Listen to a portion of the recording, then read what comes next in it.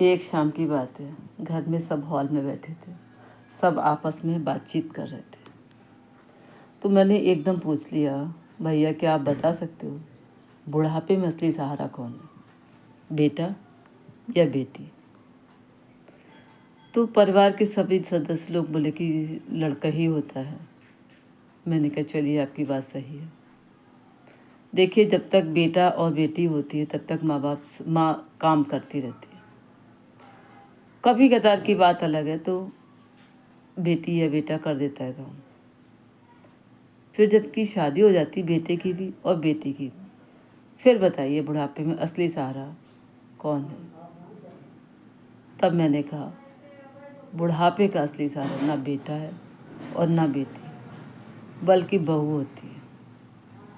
असल में बेटे का तो शादी हो जाती है, घर पर बहू आती है, तो धीरे धीरे सारी जिम्मेदारियां बहू के कंधों पर आ जाती है और यहीं से बहू बन जाती है माता पिता की बुढ़ापे का सहारा।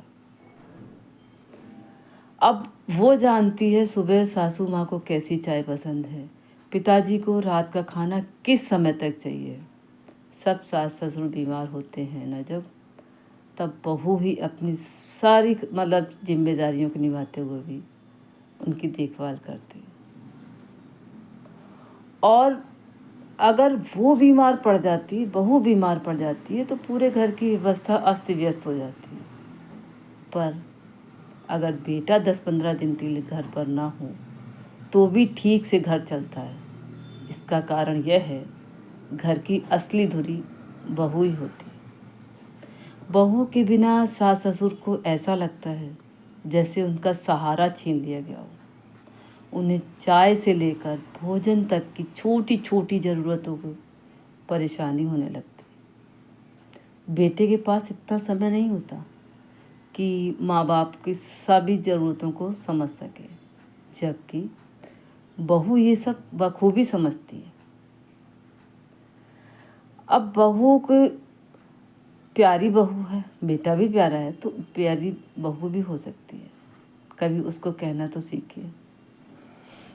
अगर आप मेरी प्यारी बहू कहना सीख लें तो शायद बहू के दिल में आपके लिए इज्जत और प्यार बढ़ जाएगा। बहू त्याग समर्पण की सराहना करें, उसे भी उसी तरह अपनाएं जैसे आप अपने बेटे या बेटी को अपनाते हैं। जैसे हम गर्व से कहते हैं, मेरा बेटा, मेरी बेटी, मेरी बेटी मेरा गौरव, उसी तरह गर्व से कहें, मेरी बहू मेरा अभिमान। बहू के बारे में बोलिए तो अगर वो 2 काम करती है तो आपके लिए 4 काम और एक्स्ट्रा करने के लिए तैयार खड़ी हुई है। उसे कुछ नहीं चाहिए होता है, उसे मान सम्मान सबका करना आता है, मगर थोड़ा सम्मान और प्यार उसको भी देकर दीजिए। फिर आप उसका मज़ा लीजिए, वो कैसे आपके लिए भाग भाग कर काम करती है।